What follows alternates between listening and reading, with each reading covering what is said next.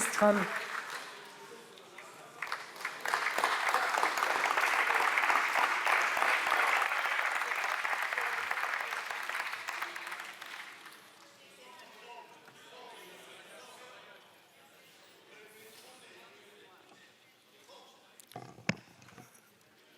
Merci Madame la Présidente. Mesdames et Messieurs les députés, Madame la députée Estelle Mercier.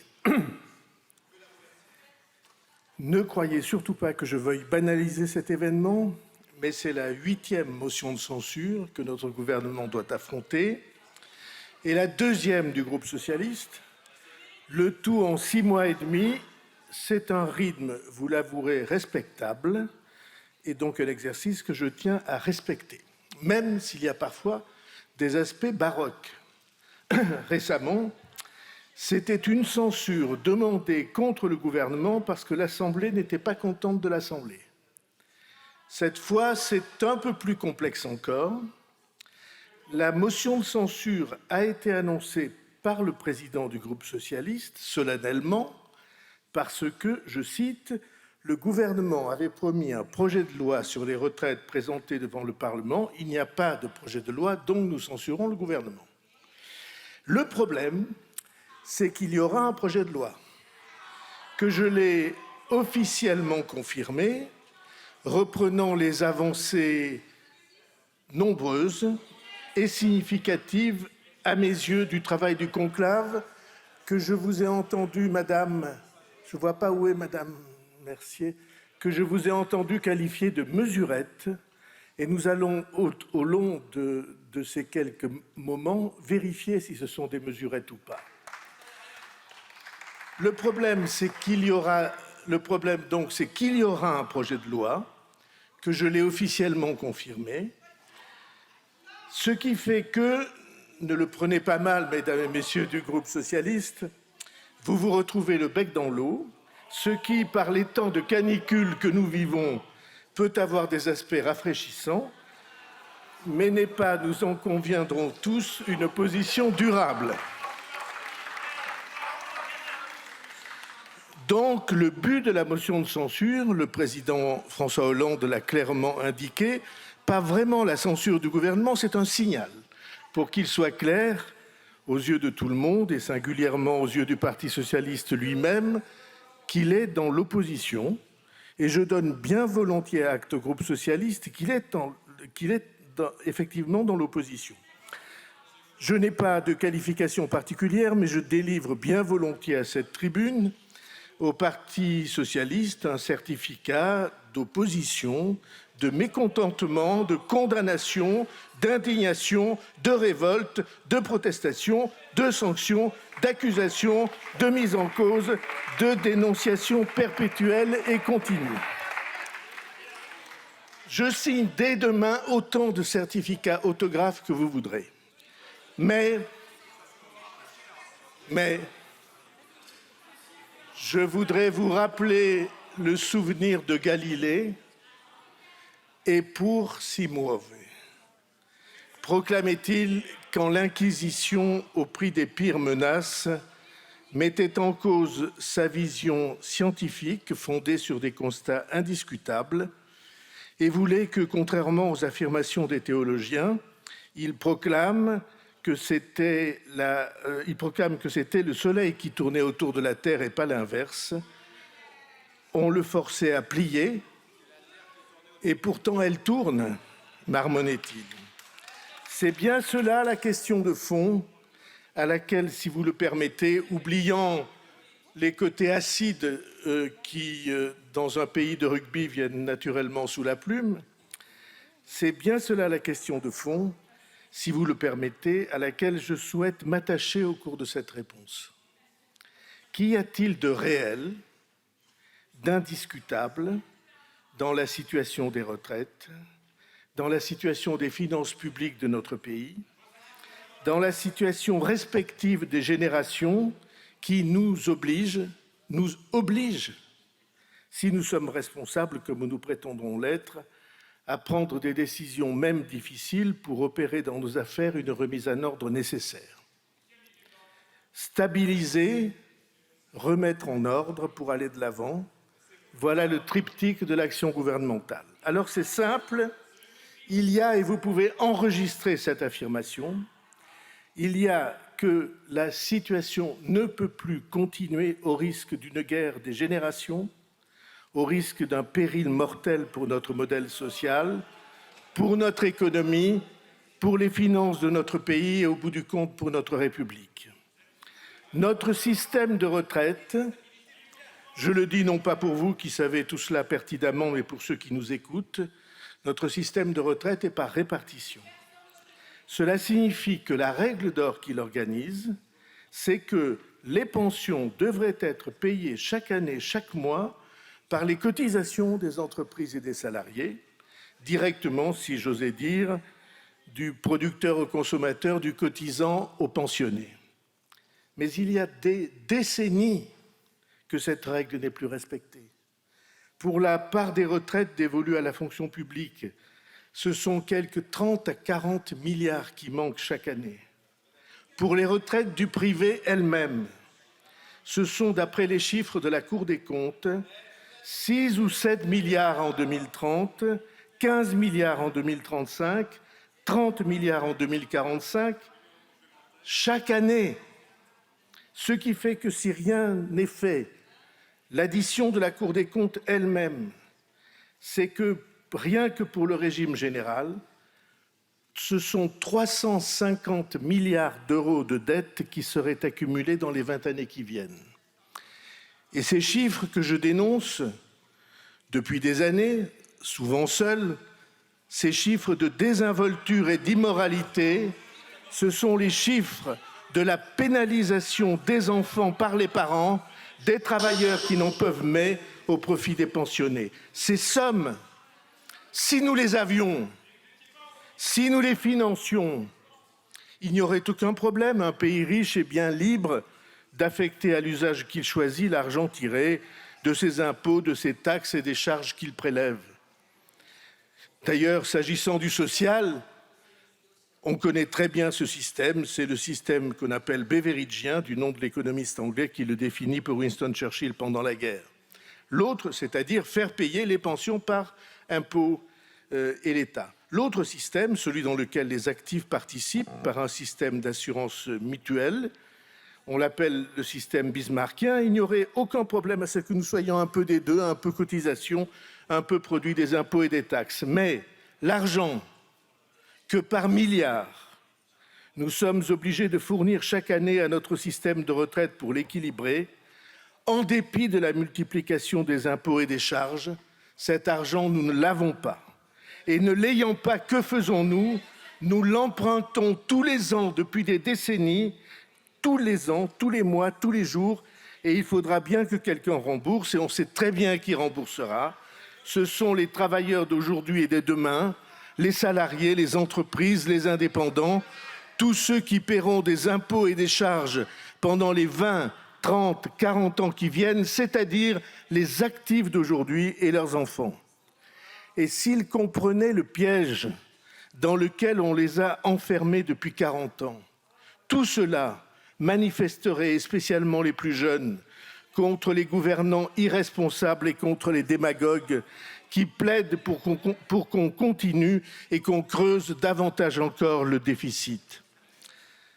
Et mesdames et messieurs les députés, acceptez que je ne vous parle pas en tant qu'élu seulement. Je vous parle en tant que concitoyen. Et au travers de vous, qui les représentez à tous les citoyens, femmes et hommes de notre pays, pour vous dire ceci, cette situation, c'est un piège mortel. Un pays ne peut pas survivre à un tel engrenage. Et si personne n'alerte, si personne n'entend, nous allons nous perdre dans le surendettement et ce sont tous les actifs de notre pays et nos enfants qui paieront l'addition de notre désinvolture. Alors je ne suis pas là, et le gouvernement n'est pas là, pour être dans le confort, pour être tranquille, pour échapper à des motions. Ne hurlez pas tout le temps, personne ne vous entend. On voit des gesticulations, on n'entend pas ce que vous dites. Et donc je prétends, je veux affirmer Allez, Monsieur Bernalicis, Monsieur Tavel, s'il vous plaît. Merci. Merci. Je crois que ce sont des questions trop graves pour qu'on les perde uniquement en vocifération.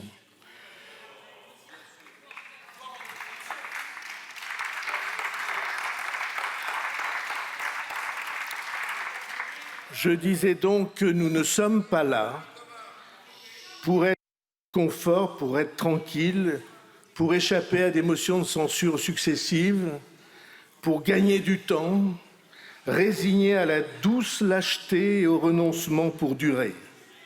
Nous sommes là pour que les Français sachent ce qu'il en est, où nous en sommes, où nous allons et où nous pouvons aller, et qu'ils prennent ensemble, les Français, les yeux ouverts, les décisions qui rendront possible la sauvegarde de notre pays. Et ce que je dis sur les retraites, nous le retrouverons dans quelques jours, aussitôt après le 14 juillet, dans la réflexion que nous avons à conduire pour les finances publiques de notre pays. Alors sur les retraites, je vous entends, vous dites, puisque vous refusez de revenir sur l'âge de 64 ans, de revenir à 62 ans, certains disent même à 60 ans, alors nous allons vous censurer. Nous abattrons votre gouvernement comme nous avons abattu le précédent. Et je vous réponds, c'est votre pouvoir. Je respecte la représentation nationale dans toutes ses compétences, je respecte nos institutions et les droits du Parlement, dont le droit de censurer, encore que je pense depuis longtemps que la censure devrait s'accompagner, comme chez nos voisins, de l'obligation de présenter un gouvernement de remplacement pour qu'il y ait une cohérence, ce qu'on appelle censure positive.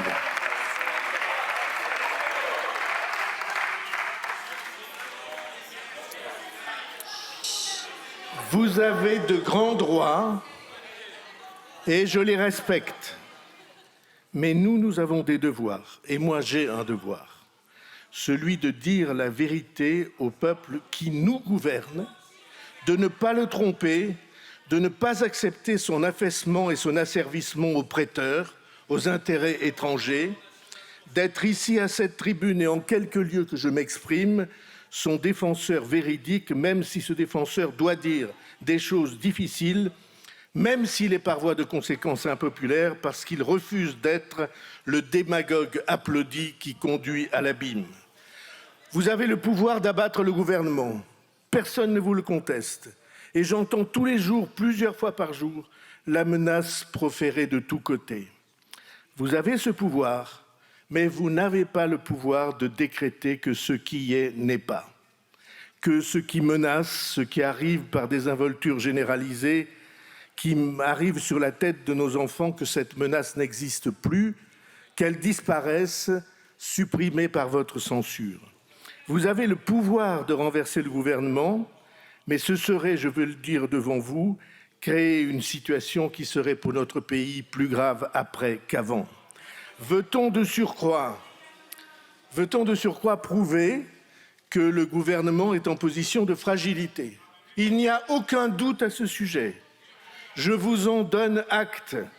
C'est la première fois dans l'histoire de la Ve République qu'un gouvernement n'a pas de majorité absolue et pas davantage de majorité relative. Et tout cela, je le dis au passage pour nourrir d'autres réflexions, tout cela au scrutin majoritaire. Il n'y a rien de plus facile que de faire tomber le gouvernement. Il suffit d'un seul vote. Vous avez donc tous, et pas seulement d'un bord ou l'autre, vous avez tous le sort du gouvernement entre vos mains. Mais vous n'avez pas, je vous le dis respectueusement, vous n'avez pas le pouvoir de faire trahir à ce gouvernement l'intérêt national, l'intérêt général et les Français dans leur vie, dans leur famille et dans leurs enfants. Ce devoir-là, pour moi et pour nous, il est plus fort que toutes les menaces parce qu'il ne s'agit pas de questions de pouvoir. Il ne s'agit pas de questions politiques, il s'agit de nos raisons de servir et au bout du compte de nos raisons de vivre. Et cela nous appartient personnellement. François Mitterrand le disait déjà à ceux qui, sous la menace, envisageaient de le faire démissionner. Il disait « Il n'y a rien d'assez puissant pour forcer la volonté d'un homme ». Voilà pour la situation du pays. Et voilà pour notre détermination. Alors, quel chemin stratégique avons-nous suivi sur cette question des retraites ? Après le travail, Elisabeth Borne est au premier rang de cette Assemblée qui a été conduit par les gouvernements précédents. Cette question des retraites a été omniprésente dans le débat public, a sous-tendu tous les affrontements depuis le printemps de l'année dernière. Elle explique en partie, c'est vrai, le résultat des élections européennes. Elle a, avec la perte de confiance qui a entraîné la dissolution et les mois de mise en cause qui ont fini par entraîner la chute du gouvernement de Michel Barnier. Au moment de ma nomination, j'avais une indication présente à l'esprit, c'est que la quasi-totalité des acteurs de ce dossier complexe m'avaient, au long de ces mois de tension, assuré, et la plupart du temps en tête-à-tête, que des marges de progression existaient bel et bien. Il se trouve que, même minoritaire, je crois profondément en la démocratie sociale et même que je pense que l'avenir de notre pays, de notre société, serait mal pris en charge si nous continuons à tenir la démocratie sociale en lisière, à la considérer comme un prétexte ou comme un luxe. Je pense que nombre des problèmes d'une société comme la nôtre ne doivent pas remonter systématiquement aux politiques, sous peine de multiplier les sujets d'affrontement, bloc contre bloc et front contre front. Nombre de ces sujets, je le crois, peuvent se régler par le travail en commun de ceux qui, sur le terrain, connaissent la réalité de la situation, sa complexité et savent saisir les chances que l'innovation à la base offre constamment. Très souvent, par exemple, mais vous dites exactement le contraire de la vérité, je vais le prouver. Très souvent, par exemple, syndicats et représentants des entreprises, alors que nous évoquons le climat social, m'ont assuré que dans les entreprises, à la base, la plupart du temps, ça marchait très bien. Je ne crois pas que tout soit sujet d'affrontements partisans, spécifiquement lorsque les décisions à prendre sont portées par le constat de la réalité, laquelle réalité n'est pas perpétuellement idéologique. C'est fort de cette intuition que j'ai proposé aux partenaires sociaux de se saisir du dossier des retraites dans ce qu'on a appelé avec humour le conclave, pour proposer en 3 ou 4 mois des négociations qui pourraient aboutir.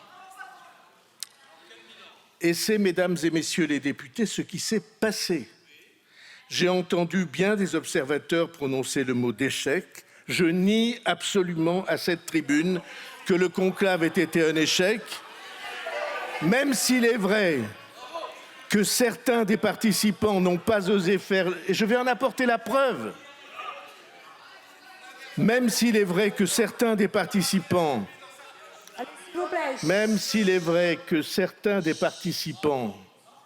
n'ont pas osé faire le dernier pas, comme si l'on craignait toujours l'accusation de trahison de son camp. En réalité, les progrès ont été déterminants. Ils ont même été beaucoup plus significatifs qu'on ne pouvait les imaginer au départ de ce processus. Ce bilan est un bilan positif et encourageant. Alors je sais bien qu'il ne plaît pas à tout le monde de voir la démocratie sociale apporter des résultats. Mais vous allez vérifier vous-même, même si vous n'êtes pas intéressé à la question. Vous allez vérifier vous-même, affirmation par affirmation, ce qui s'est passé réellement, et après chacun prendra ses responsabilités en toute connaissance de cause. Allez, s'il vous plaît, s'il vous plaît. Je sais bien donc qu'il ne... Allez, un peu de silence, s'il vous plaît. Ça s'adresse à tout le monde, un peu de silence, sauf à une personne, Monsieur le Premier ministre, que j'aimerais qu'on puisse continuer à écouter. Alors, s'il vous plaît...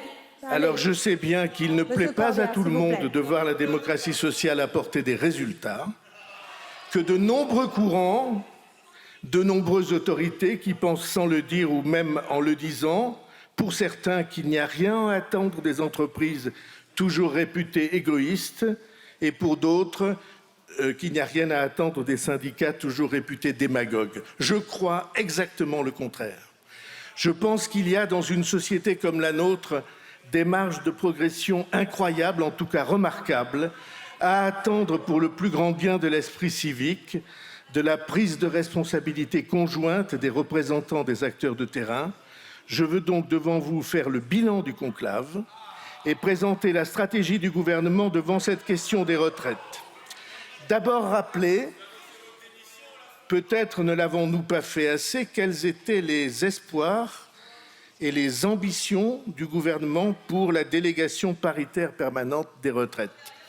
Le premier objectif, le plus important, était de garantir l'avenir de notre système de retraite par répartition, en fixant comme condition le rétablissement de son équilibre financier d'ici à 2030.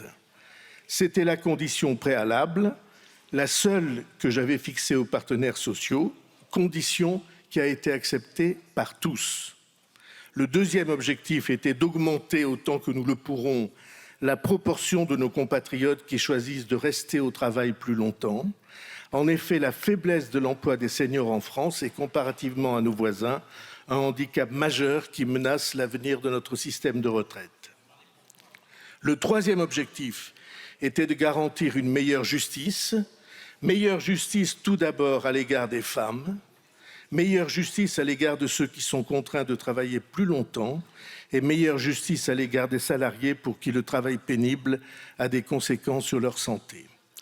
Quatrième objectif, ne pas alourdir le coût du travail, car c'est du coût du travail que dépend dans la compétition mondiale l'avenir de nos entreprises et c'est de la réussite de nos entreprises que dépend l'emploi. Cinquième objectif, faire que le débat sur les retraites ne soit plus une perpétuelle fracture politique et sociale et éviter qu'il ne devienne un conflit de génération. Sixième et dernier objectif, enfin, poser avec les Français et devant eux la question de la gouvernance de notre système de retraite. Sur ces objectifs, les 4 mois de travail que tous les participants décrivent comme sérieux et respectueux ont permis de dessiner des accords extrêmement riches. Et je veux mentionner devant vous les principaux progrès. Le premier de ces progrès est la reconnaissance du caractère vital de l'équilibre budgétaire qui doit être trouvé avant 2030. Si cet équilibre n'était pas trouvé, on connaît l'enchaînement dramatique auquel serait soumis notre système de retraite, soit une baisse des pensions, ce qui n'est pas acceptable, soit une hausse des cotisations, c'est-à-dire baisse du revenu du travail, ce qui ne l'est pas davantage. Deuxièmement, tous les participants ont admis que la question de l'âge était dans notre système incontournable. Il suffit de rappeler que le Conseil d'orientation des retraites, le COR, a fait adopter ce mois-ci un rapport à l'unanimité des participants pour faire le constat de l'urgence d'un rééquilibrage qui ne peut être en réalité permis que par le déplacement progressif de l'âge de départ à la retraite. Le troisième progrès est le plus important parce qu'il touche à la première injustice. C'est la situation faite aux femmes, dont les maternités empêchent souvent l'établissement des droits. Les femmes auront désormais, accord qui a été trouvé à l'unanimité, les femmes auront désormais non plus la référence des 25 meilleures années pour l'établissement des pensions, mais si elles ont un enfant, les 24 meilleures années, et si elles ont 2 enfants ou davantage, les 23 meilleures années.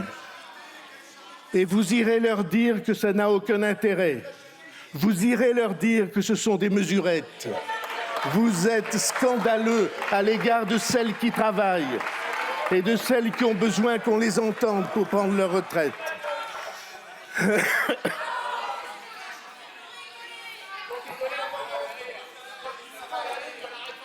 Le quatrième progrès, et c'en est un particulièrement pour les femmes, c'est que l'âge de suppression de la décote sera fixé non plus à 67 ans, mais à 66 ans et demi, ce que toutes les organisations... Je sais bien que 6 mois dans la vie, pour vous, ça n'a aucune importance. Vous êtes tous totalement en dehors de tout ça. Et je prétends et j'affirme que si vous dites aux femmes qui travaillent que vous vous opposez à ce genre de progrès, en réalité, vous travaillez contre elles parce que vous êtes indifférents à leur vie. Il n'y a que la politique électorale qui vous intéresse. Ça n'est pas notre cas et nous avons l'intention d'aller plus loin. Et j'affirme que pour les métiers usants dans le domaine de la santé, de la dépendance, du handicap, de la vieillesse ou de la petite enfance par exemple, après des carrières hachées, ce gain de 6 mois est une vraie reconnaissance. En tout cas, c'est ce qu'ont pensé les organisations qui étaient présentes autour de la table. La CFDT, la CFTC, la CFE-CGC, le MEDEF et la CPME. À l'unanimité, ils ont accepté ces progrès. Et vous qui êtes loin du travail, eh bien vous venez nous expliquer qu'il faut les oublier. Ça n'est pas du tout la manière que nous avons de vivre. Vous n'êtes pas sur le terrain, vous exploitez les difficultés de nos concitoyens. Allez, un peu de silence. Allez, s'il vous plaît. S'il vous plaît, chacun est libre de ses paroles dans l'hémicycle, ne vous en déplaise. Cinquième point. Vous aurez l'occasion de vous exprimer. La question cruciale pour les organisations syndicales de la pénibilité. Vous le savez, la réforme de 2023 avait conservé 6 critères de pénibilité. Le travail de nuit, le travail en 3/8, le travail caractérisé par la répétition à une fréquence élevée des mêmes mouvements, l'exposition au bruit, l'exposition aux températures extrêmes et le travail en caisson hyperbare. Mais elle avait exclu 3 critères qui sont tous les 3 très importants dans la vie de tous les jours au travail des femmes et des hommes. Le premier, c'est le port de charges lourdes. Le deuxième, c'est l'exposition aux vibrations. Et le troisième, ce sont les postures pénibles. Et au nombre de ces postures, je prends par exemple le travail des ATSEM, le plus souvent des femmes, ou le travail dans les crèches, ou bien le travail des EHPAD, avec les problèmes musculo-squelettiques qui se multiplient dans l'avancée en âge. Le conclave a décidé de réintégrer ces 3 critères et je considère que c'est un progrès déterminant. Deuxièmement, à partir de ces 3 critères, les organisations syndicales demandaient la mise en place d'une cartographie de ces métiers à risque pour mobiliser le plus précocement possible l'attention et la volonté de préserver la santé de ceux qui les assument. Le principe de cette cartographie, définie à partir des critères de pénibilité, a été accepté à l'unanimité. Troisième demande, la définition des actions collectives que doit induire la reconnaissance de ces critères. La plus prioritaire de ces réponses collectives, qui a fait elle aussi l'unanimité des participants au conclave, c'est une grande politique de prévention, notamment du repérage précoce des troubles musculo-squelettiques. C'est là, en vérité, que se trouve une vraie stratégie de lutte contre l'aggravation de ces troubles. Et puis reste la question de la réparation, c'est-à-dire la réponse à apporter aux salariés exposés durablement à ces sources de pénibilité. Et sur ce point, il est vrai, une divergence n'a pas été résolue. Les représentants des entreprises souhaitent que la réparation soit individualisée après visite médicale et les représentants syndicaux souhaitent au contraire qu'elle soit l'objet d'une reconnaissance collective sans avoir besoin d'apporter de preuves supplémentaires. C'est une divergence dont je ne sous-estime pas la portée, mais je crois pourtant qu'un chemin existe pour rapprocher les 2 points de vue et que le gouvernement tranche de manière à réunir tous les acteurs. Je crois que le chemin existe et j'indique ce que pour nous il est. Car pendant les débats du conclave, les partenaires sociaux ont avancé sur le sujet des transitions professionnelles et de la réorientation. Ils ont par exemple décidé que cet effort de réorientation commencerait par une visite médicale à 45 ans et si l'on se place dans la perspective de ce qu'est une vie de personne au travail, d'une vie de salarié, on peut imaginer que cette visite médicale précoce puisse être le premier pas vers une proposition de réorientation professionnelle pour tous ceux qui sont exposés à ces métiers pénibles. Le but, en effet, ne peut pas être de prolonger à tout prix ces salariés dans l'exposition aux risques, mais de raccourcir la période pendant laquelle ils sont exposés à ces risques, de réduire ces risques et de définir avec eux, cela est valable pour le privé comme pour la fonction publique, quel métier, quelle nouvelle étape professionnelle épanouissante ils pourraient emprunter pour que, riches de leur expérience, ils puissent trouver vite d'autres exercices moins périlleux. Et donc, impératif d'équilibre financier, acceptation lucide du cadre d'âge, abaissement de l'âge de la décote, reconnaissance de la situation des femmes ayant eu des enfants, reconnaissance des critères de pénibilité, reconnaissance de la cartographie des métiers à risque, reconnaissance des politiques de prévention et approche d'une politique de réparation, tous ces pas, décidés à l'unanimité, sont des pas en avant. La volonté du gouvernement est d'inscrire dans la loi les avancées réelles qui ont été celles du conclave, que personne, en dépit des hurlements, ne peut nier, ce qui nous permet de dessiner ce que doit être une méthode d'association des Français, des entreprises, des salariés, des professionnels à la gestion de leur avenir commun. La démocratie sociale est prise en compte et la démocratie politique prend ses responsabilités. Et la société française, je le crois, doit en être plus responsable et plus unie. J'ajoute que d'autres pas en avant ont été permis par ce travail. Sur le financement par accord des entreprises et des représentants des salariés, l'ensemble des dispositions que j'ai exposées devant vous représente environ 1,4 milliard d'euros. Un accord a été trouvé sur les 2 tiers, 1 milliard, avec l'accord des délégations syndicales et d'entreprises. Reste à trouver le financement d'environ 400 millions et le gouvernement prendra ses responsabilités dans le texte qui sera présenté à l'automne pour que cette question trouve une réponse sans pénaliser les uns ni les autres et sans augmenter le coût du travail dont l'alourdissement serait lourd de conséquences pour la compétitivité de nos entreprises dans le monde de concurrence sauvage dans lequel nous sommes et par voie de conséquence pour l'emploi. J'ai dit 400 millions. 400 millions sur 407 milliards d'euros de pensions versées, ça fait un peu moins d'1 millième. Et je suis persuadé qu'on peut y arriver par des adaptations justes et légères. Il y a une dernière question que je veux aborder à cette tribune, ce qui est pour moi la conséquence logique de la méthode d'articulation entre la démocratie sociale et la démocratie politique dont la France, j'en suis convaincu, a le plus urgent besoin et qui était cette question que soit ouvertement posée la question de la gouvernance des régimes de base du privé.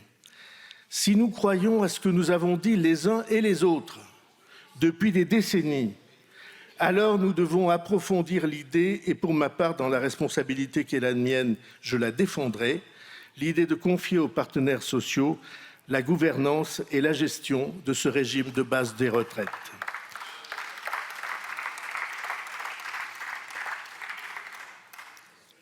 Les partenaires sociaux ont donné, avec la gestion des retraites complémentaires de l'Agirc-Arrco, un exemple remarquable. Ils versent, ce régime, 25% de la totalité des pensions des Français. Le financement est assuré et des adaptations ont été faites au travers du temps avec l'accord de toutes les sensibilités d'entreprises et syndicales qui permettent aujourd'hui à ce régime d'être non seulement à l'équilibre, mais d'avoir constitué des provisions importantes qui garantissent son avenir. Les partenaires sociaux ont fait, dans la gestion de ces régimes, la preuve de leur responsabilité et de leur capacité gestionnaire, en même temps que de leur sensibilité à la situation des salariés. Cette démarche doit être reconnue par tous et doit permettre de faire un pas décisif dans le sens d'un équilibre durable et d'une responsabilité sociétale cohérente avec notre modèle social français. Ainsi, si l'on va dans ce sens, cette question des retraites que tout le monde présentait comme irrémédiablement bloquée, lorsqu'elle est prise en charge par la démocratie sociale, relayée dans les derniers mètres par la démocratie politique, peut finalement constituer un exemple, un prototype d'avancée sociale dans une société de responsabilité. Tout le monde sait que les temps sont durs, mais la preuve est apportée que nous pouvons avancer ensemble, ou plus exactement et plus profondément, que c'est parce que les temps sont durs que nous devons avancer ensemble. Merci beaucoup. Merci beaucoup, Monsieur le Premier ministre.